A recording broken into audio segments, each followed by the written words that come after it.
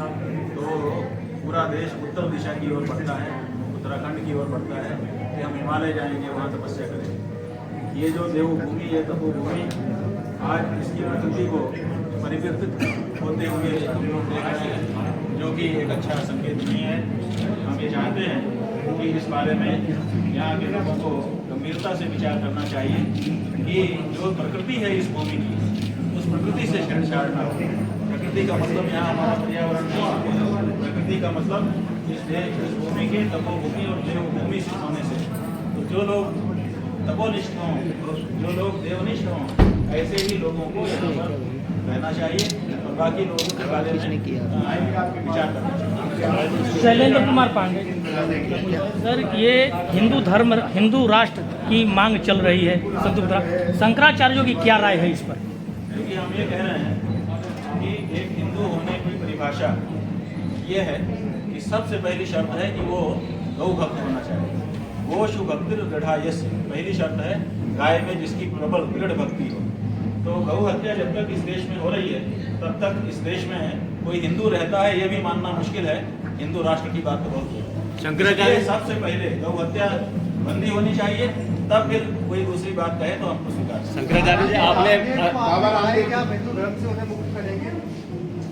बात यह है कि जो व्यक्ति अपने सर्वोच्च धर्माचार्य के ऊपर ये कहे कि इनको हिंदू धर्म से बहिष्कृत करवाएंगे, तो उस व्यक्ति को हिंदू धर्म में रहने का अधिकार है कि नहीं है, इस बारे में विचार नहीं होना चाहिए। तो इसीलिए हम उनको नोटिस देंगे ताकि वो इसका जवाब दें और उनके जवाब से हमको पता चलेगा कि उनका आशय क्या था और वो क्या करना चाहते हैं। उसी आधार पर उनके बारे में निर्णय होगा। रणवीर सिंह का इतलाक होना चाहिए। हाँ जी, गौ हत्या रोकने के लिए राजा रणवीर सिंह जी का अध्यादेश लागू होना चाहिए। देखिए, राजा रणवीर सिंह जी का जो कानून था, रणवीर दंड संहिता, विक्रम संवत 1889, देखिए उसमें विक्रम संवत पड़ा हुआ था। आज भारत के किसी भी कानून में विक्रम संवत है? विक्रम संवत हिंदुओं का संवत्सर है। वो अगर किसी कानून में पड़ा हुआ है, इसका मतलब वो हिंदू कानून है। आज तो भारत में अभी नया ये कहा गया कि भारतीय दंड संहिता जो है वो अंग्रेजों की है, इसीलिए हम इसको बदल रहे हैं। और जब बदला तो उसमें अंग्रेजी संवत, वो हिंदू संवत डाला, उसमें अंग्रेजी तारीख ही डाल दी गई 2023 ईस्वी। तो जब ईस्वी से आप बना रहे हैं तो वो भारत की भावना के अनुरूप कैसे होगा? दूसरी बात है, हमारा ये कहना है 370 धारा के संदर्भ में जो बयान हमने दिया है, हमारा ये कहना है कि 370 धारा जब तक लागू थी तब तक रणवीर दंड संहिता वहां पर लागू थी। और रणवीर दंड संहिता में गौ हत्या का निषेध था, बड़ा प्रावधान था, दंड था।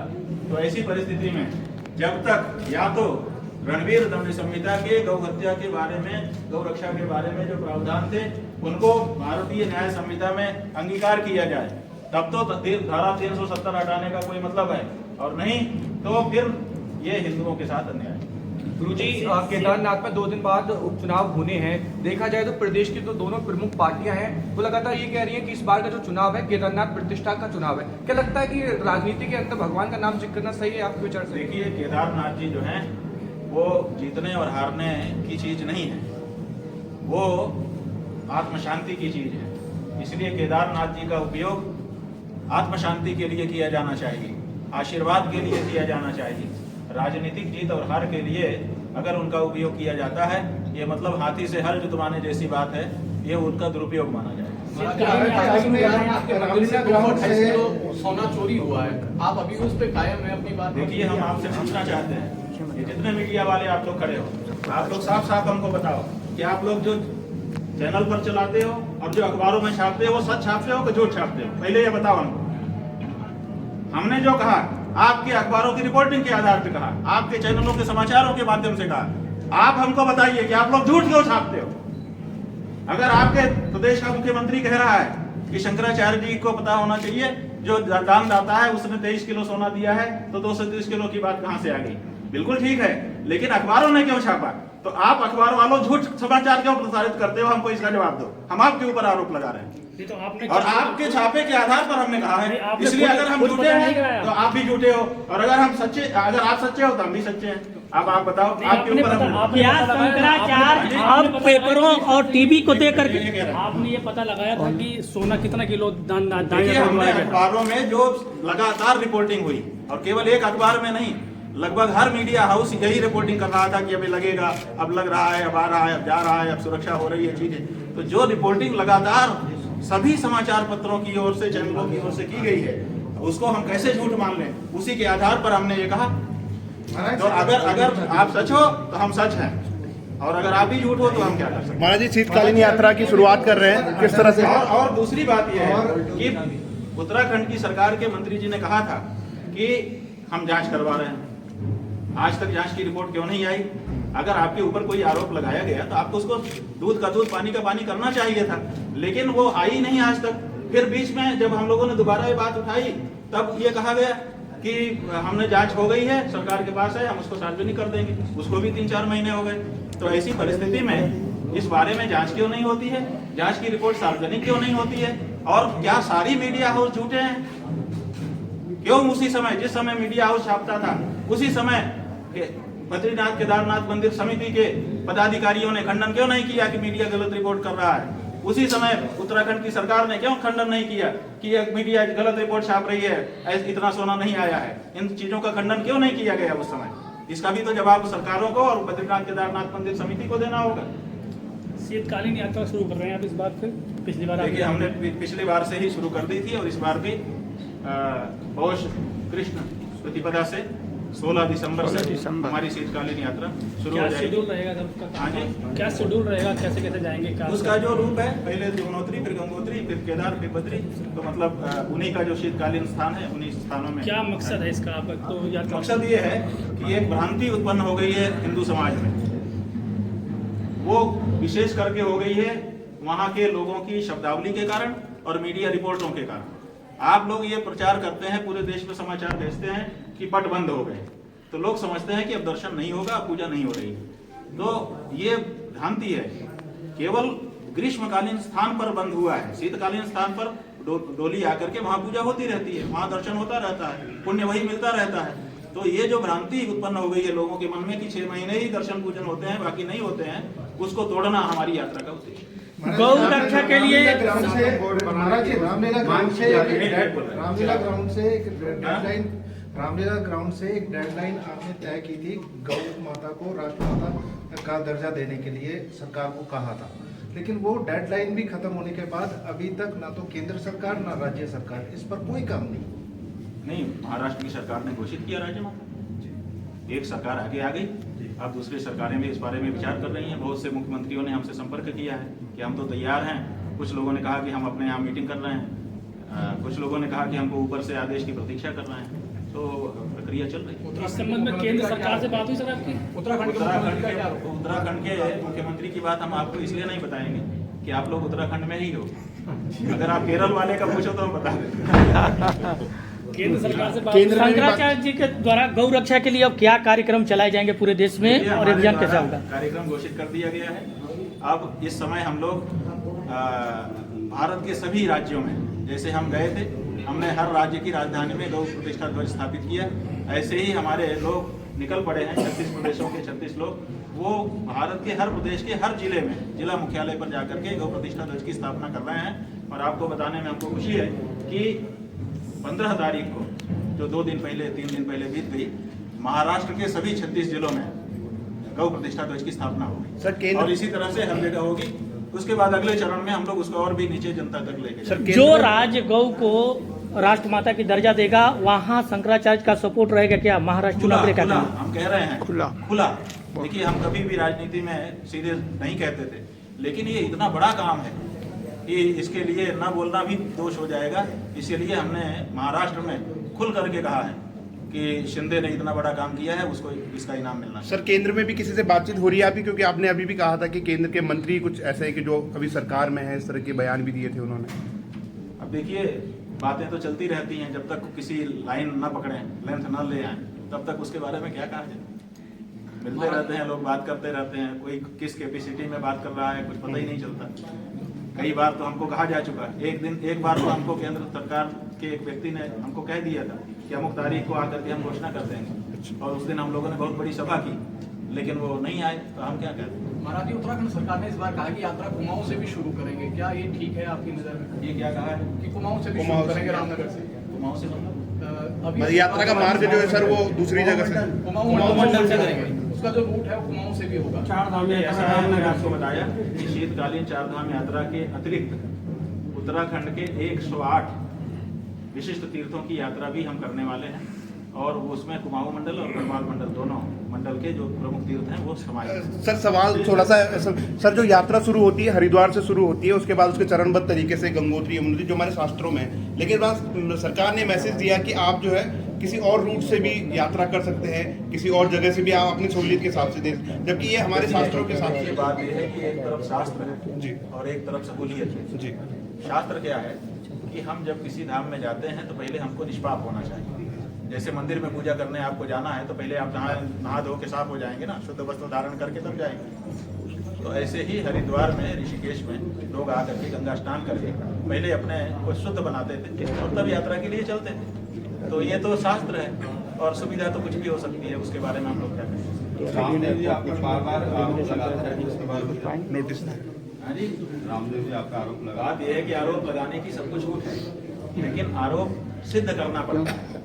आरोप लगाने वाले को जल्दबाजी में ये भी ध्यान रखना चाहिए कि जो मैं आरोप लगा रहा हूँ उससे सिद्ध करना मेरी जिम्मेदारी है। अगर मैं नहीं कर पाऊंगा तो मेरी प्रतिष्ठा कम हो जाएगी। इस बारे में वो विचार नहीं करते हैं, इसीलिए बोल देते हैं। महाराज जी, बूचड़खाने चलाने वालों पर आपने जांच की मांग करी और बात की गई है। हम जांच अपने स्तर पर कर रहे हैं, क्योंकि बूचड़खानों पर जांच की जो मांग है वो कोई सरकार को मानेगी नहीं, क्योंकि सरकारों ने उनको लाइसेंस दिया हुआ है।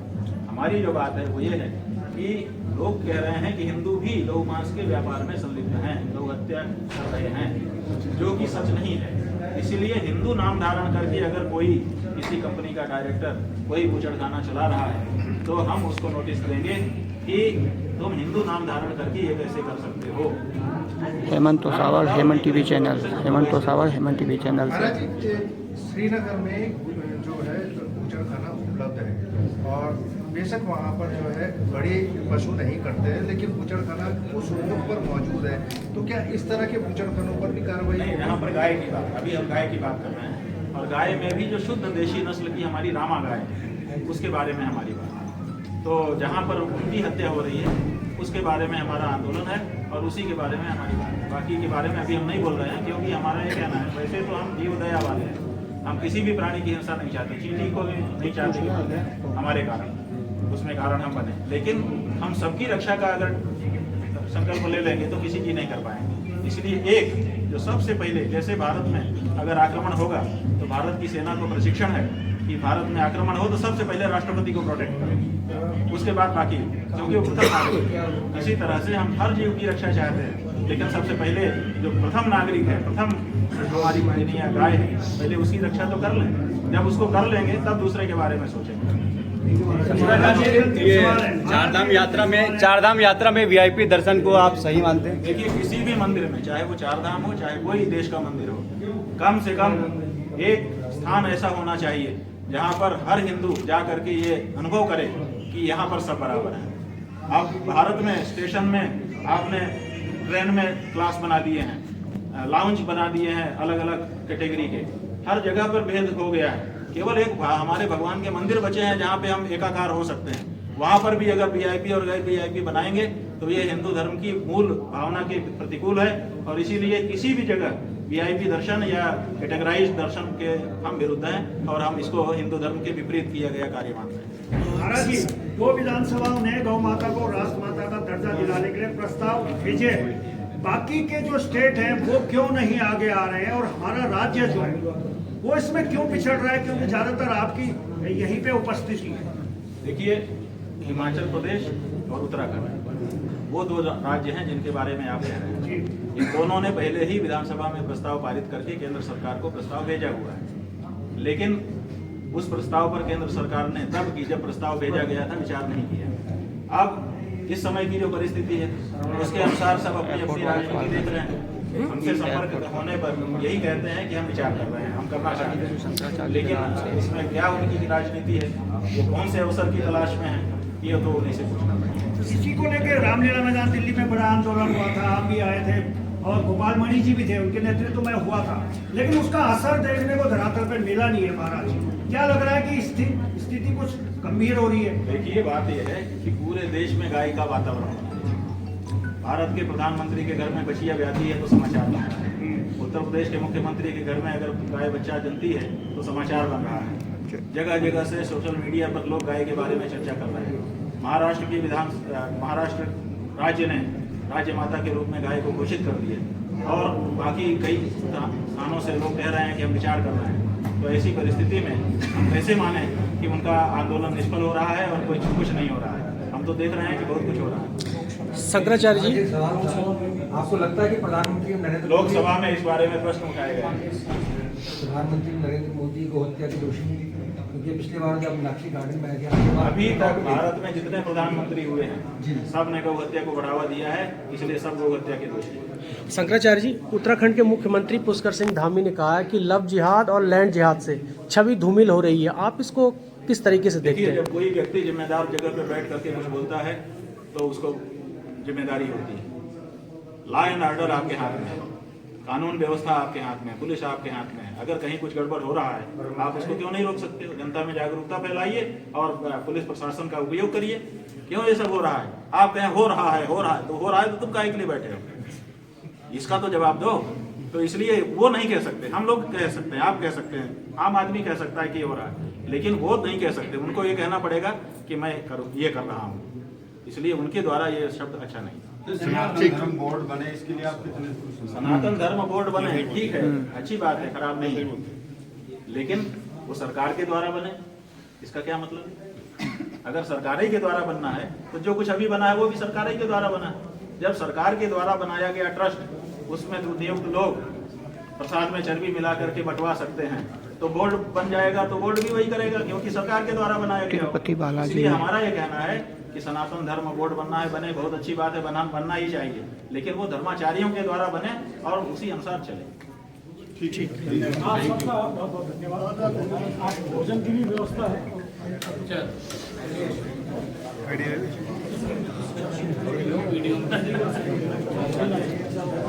स्पष्ट नहीं प्रणाम दूर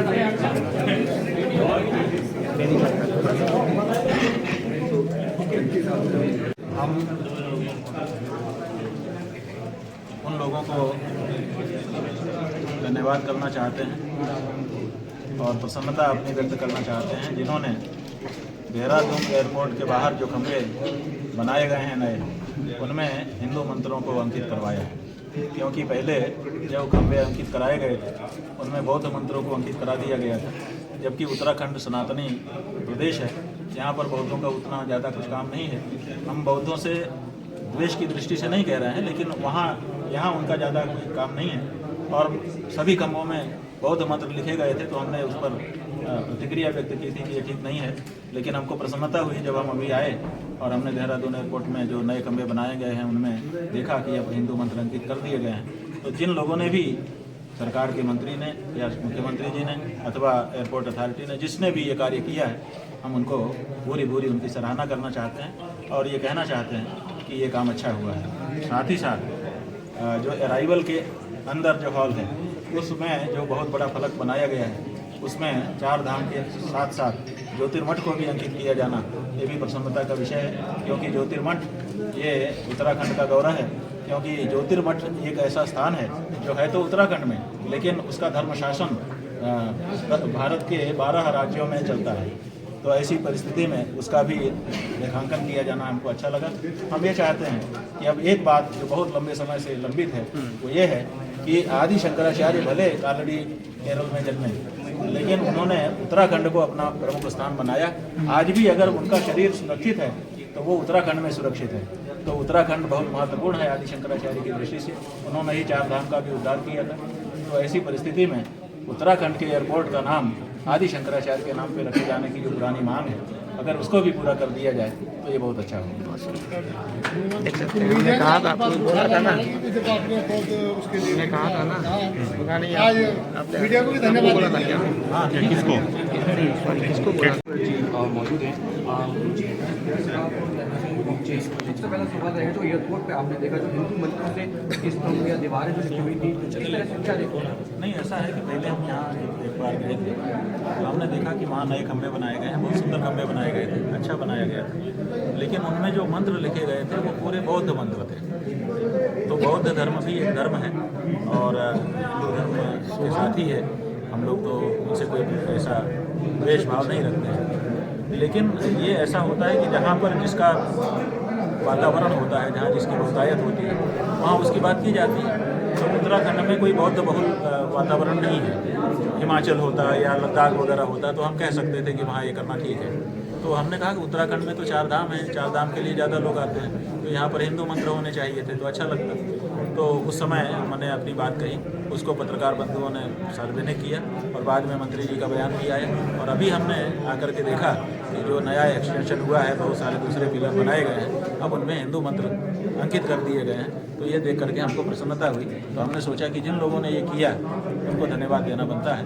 तो मीडिया को, एयरपोर्ट की अथॉरिटीज़ को, निर्माण करने वाले को, उत्तराखंड के उस विभाग के मंत्री को या मुख्यमंत्री को, सबको हम धन्यवाद दे रहे हैं और कह रहे हैं कि ये काम ठीक किया आपने, लोक भावना के अनुरूप। एक महत्वपूर्ण बात अभी आपने कही, एक भ्रम जागता है देश के अंदर के जो कपाट हैं, चाहे केदारनाथ धाम हो गए, बद्रीनाथ धाम हो गए, बंद हो गए हैं और फिर लोग नहीं आते हैं। हालांकि जो पूजा होती है दूसरे स्थानों पर भी होती है, किस तरीके से हमारी जो जनता देख रही है, आप कहना चाहेंगे? नहीं, हम ये कहना चाहते हैं कि आप समाचार जो चलाते हैं गलत नहीं चलाते, कपाट तो बंद होते ही हैं, लेकिन फिर आप वही कपाट बंद इतना कह करके फुल स्टॉप कर देते हैं। आपको ये कहना चाहिए कि ग्रीष्मकालीन पूजा स्थल में कपाट बंद, शीतकालीन में पूजा शुरू।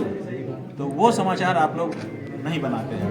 तो हम जो बद्रीनाथ केदारनाथ मंदिर समिति है या 4 धाम विकास बोर्ड जैसी कोई संस्था है, जो यहाँ के लोग हैं और यहाँ की जो उत्तराखंड की सरकार है, उससे ये कहना चाहेंगे कि पट बंद का एक आप आयोजन करिए, उसको अच्छे से मनाइए, उसका भी समाचार पब्लिक करिए। साथ ही साथ दूसरे दिन कि आप यहाँ से शीतकालीन स्थान के लिए जा रहे हैं और शीतकालीन में पूजा शुरू, इसका भी एक इवेंट बनाइए। और उससे क्या होगा कि पूजा शुरू, यात्रा शुरू, तो उससे लोगों को लगेगा कि अब यहाँ पे जाके हम दर्शन कर सकते हैं, तो लोग आएंगे, तो अच्छा होगा। ये केवल रोजगार और इसके लिए नहीं, धार्मिक दृष्टि से भी जो लोग 6 महीने प्रतीक्षा नहीं कर सकते, उनके लिए कितना कठिन होता है। तो अगर वो शीतकाल में उनके मन में आता है कि हम बद्री केदार का दर्शन करें, क्यों नहीं कर सकते? क्योंकि बद्री केदार तो वही हैं जिनका शीतकालीन स्थान में पूजन हो रहा है। ऊखी मठ में क्या केदार जी की पूजा नहीं होती? जोशी मठ में क्या बद्रीनाथ जी की पूजा नहीं होती? मुखवा में और खनसाली में क्या गंगा यमुना की पूजा नहीं होती? होती है ना। तो फिर उस पूजा को क्यों आप हाईलाइट नहीं करते? उससे क्या हो रहा है कि हिंदू धर्म मानने वाले जो लोग हैं, श्रद्धालु, वो वंचित रह जा रहे हैं। उनके दिमाग में ये बात भर गई है कि 6 महीने ही होता है, अब तो बंद हो गया, अब 6 महीने बाद हम चलेंगे। तो उनको ये बात बताना उचित रहेगा कि ग्रीष्मकालीन स्थान में केवल बंद हो गया। जैसे राजधानी है, तो जम्मू कश्मीर है, वहाँ राजधानी है, शीतकाल में अलग जगह, ग्रीष्मकालीन में अलग जगह। आपके उत्तराखंड में शीतकालीन का राजधानी अलग है, ग्रीष्मकालीन के अलग है। तो उसी तरह से 2 राजधानी है। इसका मतलब कि अब संसद विधानसभा ही नहीं चल रही है, ऐसा तो नहीं है। विधानसभा चल रही है, बस जगह बदल गई। देहरादून की जगह गैरसैंण में हो गया, गैरसैंण की जगह देहरादून में हो गया। यही ना होगा जी। ये बात जो है, इसको साफ करने की जरूरत है। इसके लिए हम आह्वान कर रहे हैं आप पत्रकार बंधुओं को कि आप लोग इस समाचार को बनाइए, और सरकार और जो संस्थाएं हैं उनको हम आह्वान कर रहे हैं कि शीतकालीन स्थान में पूजा शुरू, दर्शन शुरू, यात्रा शुरू, इसका भी माहौल वो लोग बनाए। हिंदू धर्म में गाय को बहुत पवित्र माना जाता है, लेकिन अभी भी देश में ये चीज़ हो रही है, गौ हत्याएं हो रही हैं, जिसको लेकर आप भी लगातार आवाज़ उठा रहे हैं। क्या कहना चाहेंगे सरकार से इस तरह की चीज़ें ना हो और गाय को जब हम माता मानते हैं उसमें भी पहला कदम सरकार उठाए? देखिए, हम लोगों ने अंग्रेजों से कहा, जब उन्होंने गौ हत्या शुरू की तो हम लोगों ने कहा कि ये मत करें। मंगल पांडे नाम के क्रांतिकारी को आप जानते ही, उसने केवल इसीलिए सेना के खिलाफ बगावत कर दी थी कि कारतूस में गाय की चर्बी थी कि वो मुँह के सामने हम कैसे लेके आए। तो उसके बाद स्वतंत्रता का आंदोलन लड़ा। हम लोग अंग्रेजों से कहा, अंग्रेजों ने नहीं माना। फिर हम लोगों ने कहा तुमको हम भगाएंगे, हम गाय की रक्षा करना चाहते हैं, अपना स्वराज स्थापित करेंगे। तो हम लोगों ने उनको भगा दिया, भगा करके स्वराज स्थापित कर दिया। फिर हम लोगों ने अपने नेताओं से कहा कि आप करिए, तो फिर उन्होंने नहीं किया। तो फिर हम लोगों ने पार्टियां बदल दी कि तुम नहीं करते हो, अब दूसरी पार्टी को दूसरे को जिता के ले आएंगे। वो भी करके देख लिया, कोई नहीं कर रहा है।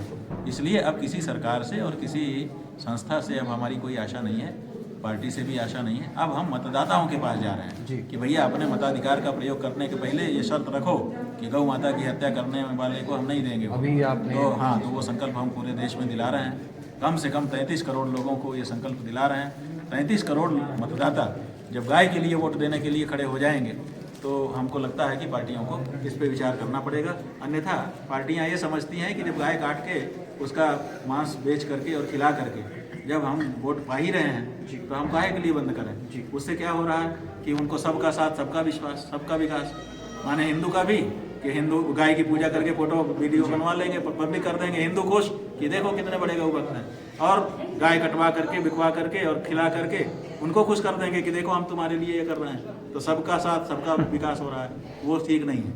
इसलिए ये हिंदू बहुल देश है और हमारे यहाँ जो पद्धति है वो ये है कि बहुमत की चलेगी, अल्पमत को एडजस्ट करके रहना पड़ेगा। संसद में जिसका बहुमत हो जाता है वो सरकार में बैठ जाता है, जिसका कम मत होता है वो विपक्ष में बैठ के एडजस्ट करता है। ऐसे ही देश में भी लोकतंत्र है, तो जो बहुमत में है उसको प्रेफरेंस मिलेगा, बाकी लोगों को उसके अनुसार रह करके यहाँ रहना चाहिए। तो अगर बहुमत हिंदू है और वो चाहता है कि गाय की हत्या बंद हो, तो गाय को खाने की जिद अल्पसंख्यक नहीं कर सकता है। खाने की आज़ादी का मतलब ये नहीं है कि आप गाय खाएं जिससे हिंदुओं को चोट पहुंचती है। बोलने की आज़ादी का मतलब ये नहीं है कि किसी को माँ बहन की गाली देने लग जाए, है कि नहीं, किसी को चोट पहुंचाने लग जाए अपनी वाणी से। तो इसी तरह से खाने की आज़ादी का मतलब ये नहीं है कि किसी के दिल को चोट लगाने वाली चीज़ आप खाने लगे। ये नहीं कर सकता है कोई भी अल्पसंख्यक या कोई भी व्यक्ति। भारत में बहुमत की भावना को सम्मान देना चाहिए, वही हम कह रहे हैं। और हम केवल ये कह रहे हैं कि सरकारें पशु सूची से गाय को हटाएं, क्योंकि गाय को हमारी संस्कृति में पशु नहीं माना गया है। उनको माँ कह करके संबोधित करें। आखिरी सवाल मेरा रहेगा, केदारनाथ में 2 दिन में उपचुनाव होने हैं, वहाँ पे जो प्रमुख पार्टियां हैं वो लगातार ये कह रही है ये जो चुनाव है केदारनाथ प्रतिष्ठा का चुनाव है। कितना आप सही मानते हैं चुनावों में भगवान का नाम देना? बात यह है कि किसी के घर में हाथी हो और वो सोचे कि हाथी है, इससे जरा हल जोत लेते हैं, ये कैसी बात है। अरे हाथी तो जिसके घर में रहता है ना, खुद ही खाने का, उसको जिसके घर में है वो पूरे घर को खिला देता है, लोग आके खुद ही चढ़ा देते हैं हाथी को। तो ऐसी परिस्थिति में केदारनाथ जो है वो इसकी चीज़ नहीं है कि आप चुनाव में उनका नाम लो, नहीं, ये बहुत छोटा उपयोग है केदारनाथ जी का। केदारनाथ जी धर्म, अर्थ, काम, मोक्ष सब दे सकते हैं, नहीं आप उनका केवल चुनाव में जीत हार के लिए उपयोग कर रहे हैं। इतने छोटे मत बन जाओ। हम सभी पार्टियों से कहना चाहेंगे कि आप लोग अपने काम के आधार पर चुनाव लड़िए, जीतिए हारिए, हमें कोई मतलब नहीं है, लेकिन केदारनाथ जी के नाम को राजनीति में मत घसीटिए, इससे आपको पाप लगेगा, दोष लगेगा और फायदा भी नहीं होगा, जान लो। बहुत बहुत धन्यवाद से बात करने